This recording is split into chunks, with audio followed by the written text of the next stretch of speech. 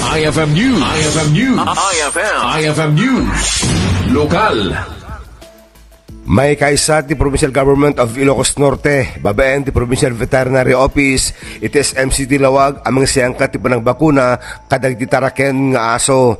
Kunan ni Provincial Veterinarian Dr. Lloyda Valenzuela, may siyangkat ti nasong aktibidad itangal daw ti Sabado, Mayo 9. Inbatad na, nga narantati nasong aktibidad ti Pannakabakuna dati aso, Kontra, Rabies. Imbunan nagdapay nga paset ti primat mati PGIN tinapingit akalikagum na ame payan taraken nga aso tinananay nga panang taripato infek sana itinapulo sa panagyaman na kini Governor Celia Arte Marcos itinananay nga suportar na itsubukil na PGIN tinasao nga aktibidad mangnamnaman Dr. Valenzuela nga ti mapanapabakuna taraken nga aso itangal daw.